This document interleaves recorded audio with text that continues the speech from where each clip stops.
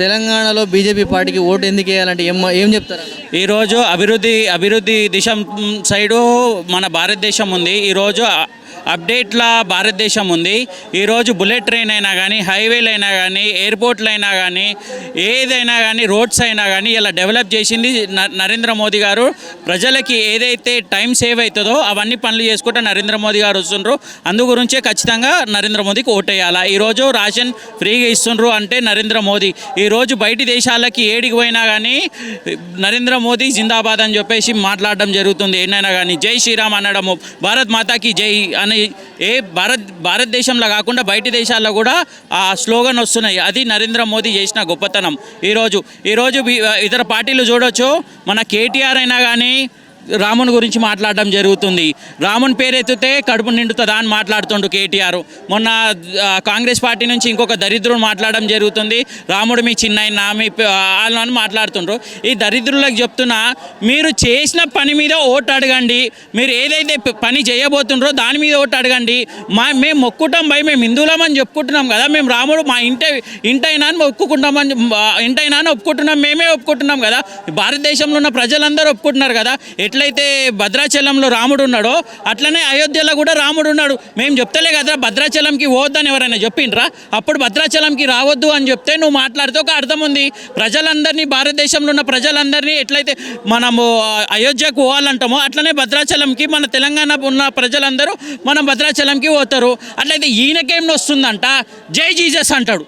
ఎవరి గురించి అంటున్నానో తెలుసు కదా, మీకు అర్థమైంది కదా. అరే మీరు మతాల మీద ఎందుకు, కులాల మీద ఎందుకు రాజకీయం చేశారు భయ్?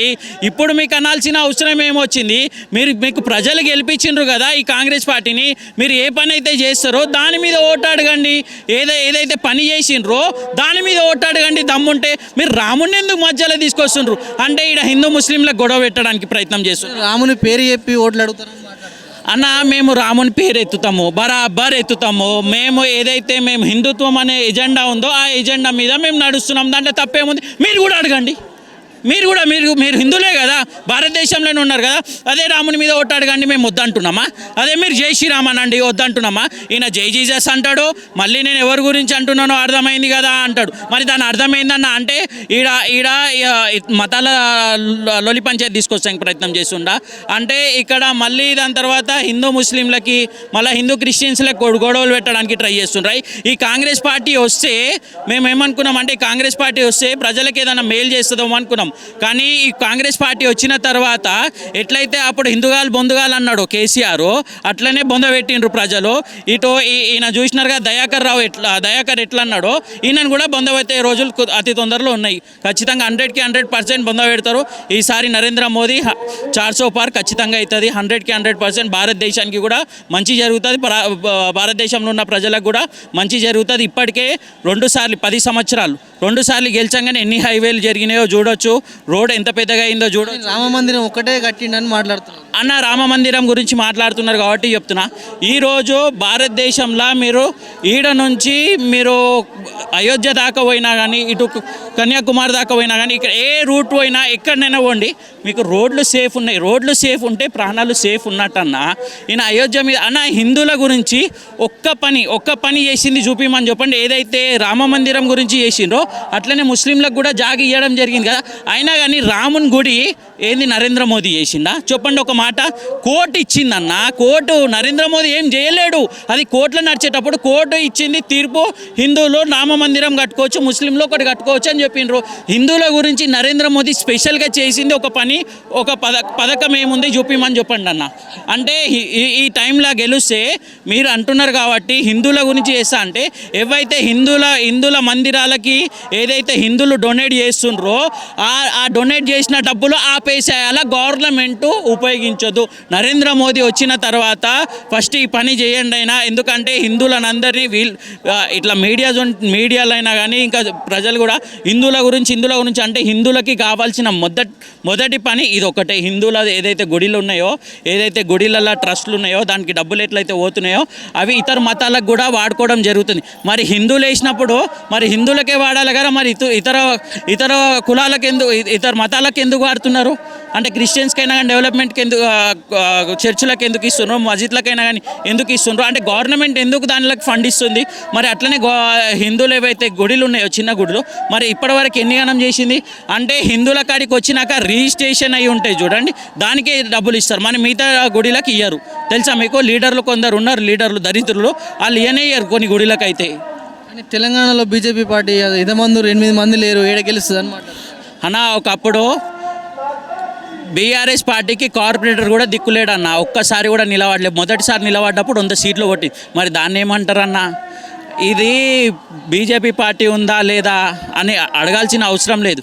ఏడికి పోయినా కానీ ఇప్పుడు పల్లెల్లో పోండి, వీధులు తిరగండి, మీరు గల్లీ తిరగండి, ఏడికన్నా పోండి, భారత్ మాతాకి జై, జై శ్రీరామ్, బీజేపీ జిందాబాద్ అని చెప్తున్నారు. రేవంత్ రెడ్డి అంటుండు నరేంద్ర మోడీ ఏం చేసిండు, గాడిది గుడ్డు చేసిండు అనమాట.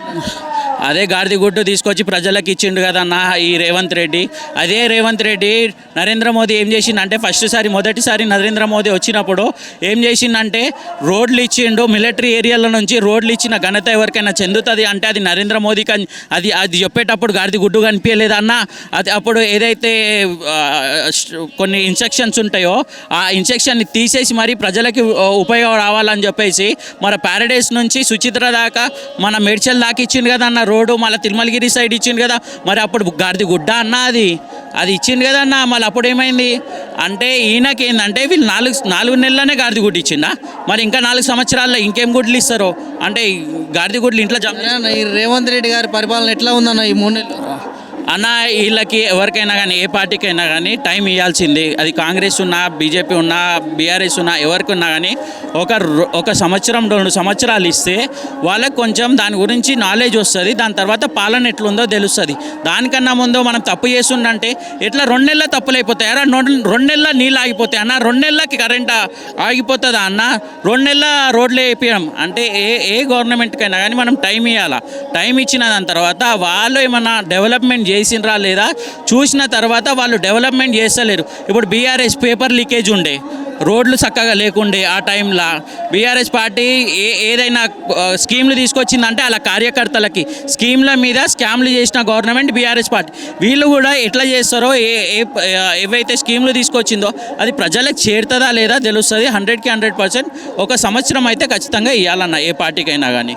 తెలంగాణలో ఎన్ని సీట్లు వస్తాయి అనుకుంటున్నాం పార్లమెంట్ సీట్లు బీజేపీ పార్టీ? మేము 12 రావచ్చు, 17 కూడా రావచ్చు అన్న. 12 ఎందుకు రావచ్చు అంటే 12లో ఉన్న ఏదైతే ఎంపీ క్యాండిడేట్స్ ఉన్నారో చాలా బలంగా ఉన్నారు, ఇంకా వాళ్ళు ప్రజల మధ్యలో ఉన్నారు, ప్రజలకు సేవ చేస్తున్నారు కాబట్టి 100కి 100% 12 సీట్స్ అయితే గన్ షాట్ 100%.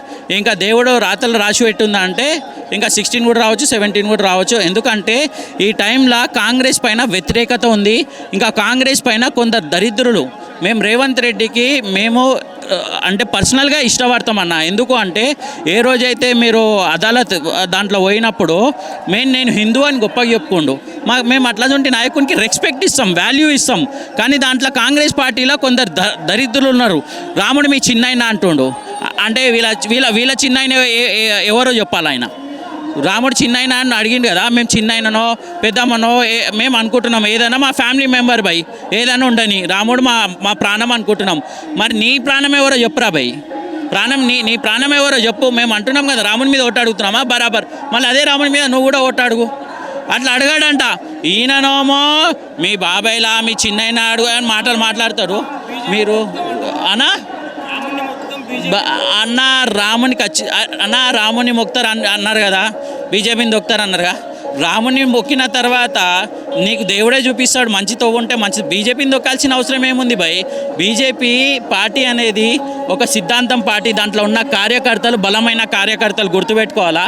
బీజేపీ కార్యకర్తలు ఉన్నారు కదా, అది రాముని గురించి మేము ఏదైతే పూజలు జరుగుతుంటాయో ఆ రోజు మేము రాముని మొక్కుతాం. కానీ మిగతా టైంలు ఉన్నాయి కదా, ఆ మిగతా టైంలలో ఏవైతే ఉన్నాయో ఆ మిగతా టైంలలో బీజేపీ కార్యకర్తలు అనేటోళ్ళు ప్రజల గురించి పనిచేస్తారు, ప్రజల మధ్యలో ఉంటారు. కరోనా వచ్చినప్పుడు కూడా ప్రజల మధ్యలో ఉంటారు. ఏదైతే వరదలు వచ్చినాయి, వర్షాలు అప్పుడు కూడా బీజేపీ కార్యకర్తలు ప్రజల మధ్యలో ఉన్నారు. ఏ ఇబ్బంది జరిగినా కానీ ప్రజల మధ్యలో ఉండే కార్యకర్తలు ఎవరైనా ఉన్నారు అంటే అది బీజేపీ కార్యకర్తలన్నా. కానీ రాముని మాట్లాడతాం మేము బీజేపీ తొక్కుతామంటే బీజేపీని తొక్కుతా అంటే ఎవడు ఊకునేటోళ్ళు లేడు. బరాబర్ ఎవరైతే తొక్తా అంటారో వాడిని బరాబర్ తిరిగి మేము తొక్కడానికి రెడీగా ఉన్నాము. 100కి 100%. మీరు గెలిచిండ్రు, మీకు ప్రజలు ఎందుకు ఇచ్చిండ్రు టైము, ప్రజలకు సేవ చేయమని ఇచ్చిండ్రు. మీరు ప్రజలకు సేవ చేయండి. మేము బీజేపీ కార్యకర్తలను దొక్కుతామంటే మాకు దేవుడు కాలు ఇయ్యలేడా, కాలు చేయలేడు. ఆడు దొక్కుతాడమో మేమైతే ఇరుస్తాం, కాలు చేయి ఇడిచి మడత పెట్టి బ్యాగ్లేసి కుక్కి పంపిస్తాం బరాబర్ ఆలని. బీజేపీ కార్యకర్తల జోలికి వస్తే నా కొడుకుని వదిలేదు లేదు, గుర్తుపెట్టుకోవాలి. అది ఏ పార్టీ అయినా ఉండనియండి. మీ పని ఏముంది, మీరు లీడర్ వైట్ కాలర్ షర్ట్ వేసుకొని కండువ వేసుకొని ఉంటే బరాబర్ ప్రజలకు పనిచేయండి, ప్రజల ముంగట పోయే ఓటు అడగండి, బరాబర్ ప్రజలు గెలిపిస్తారు. అంతేగాని బీజేపీ కార్యకర్తలను దొక్కుతా అంటే ఇక్కడ ఎవడు వేసుకొని లేడు. బిడ్డ గుర్తుపెట్టుకో, కాలు చేతులు ఇరగొడతాం బరాబర్. బీజేపీ కార్యకర్తల జోలికి వస్తే మాత్రం 100కి 100% కాలు చేతులు ఇరగొడతాం. ఇతర పార్టీలకు కూడా చెప్తున్నాము, మీరు రాముని మొక్కండి, రాముని పేరు మీద కూడా ఓటు అడగండి. మేము తప్పంటలే. మీరు నచ్చితే ఓటేస్తారు, నచ్చకపోతే ఓటేయరు. అది ప్రజలు ఎన్నుకుంటారు. కానీ మీరు రాముని గురించి మాట్లాడుకుంటా ఇక్కడ హిందూ ముస్లింలు గొడవలు పెట్టాలని ప్రయత్నం చేస్తే మాత్రం ఒక్కొక్కరు తోలు తీసేస్తాం, గుర్తుపెట్టుకోవాలా. రాముని మేము మొక్తాం, దేవునిలాగా మొక్తాం బరాబర్. మీరు కూడా దేవునిలాగా మొక్కండి, మేము రెస్పెక్ట్ ఇస్తాం. కానీ మీ చిన్నైనా మీ పెద్దనైనా మీ చిన్నమ్మ నాన్న మాట్లాడితే మాత్రం నోరు జాగ్రత్త పెట్టుకో. ఇంకొకసారి హిందువుల గురించి మాట్లాడినా కానీ, రాముని గురించి మాట్లాడినా కానీ నీ తోలు తీసుడైతే గ్యారంటీ, గుర్తుపెట్టుకోవాలా. ఎంత జాగ్రత్తగా ఉంటే అంత మంచిది నీకు. ఎన్ని దేవుళ్ళని తక్కువ మాట్లాడితే అంత మంచిది. దేవుళ్ళ గురించి మాట్లాడకుండా, దేవుళ్ళని మధ్యలో తీసుకురాకుండా, మేము ప్రజలు గెలిపించినప్పుడు ఏదైతే హామీలు ఇచ్చిండ్రో ఆ హామీలు పూర్తి చేయండి బరాబర్. ప్రజలు నెక్స్ట్ టైంకి కూడా గెలిపిస్తారు 100కి 100%. ఇతర పార్టీల దిక్కు చూడరు. కానీ మేము దేవుళ్ళ పేరు మీదనే అడుగుతాము అంటే మాత్రము దేవుని పేరు పెట్టేసి గొడవలు స్విచ్ రాసేస్తామంటే వీడు ఊకునేది లేదన్నా.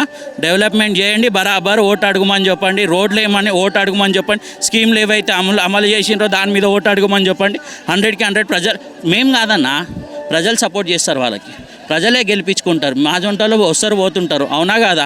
కానీ నాయకులు అనేటోళ్ళు ప్రజలకి సేవ చేయాలా. కానీ గొడవలు పెట్టొద్దు. గొడవలు పెడితే వాళ్ళకి మంచిది కాదు, గుర్తుపెట్టుకోవాలి.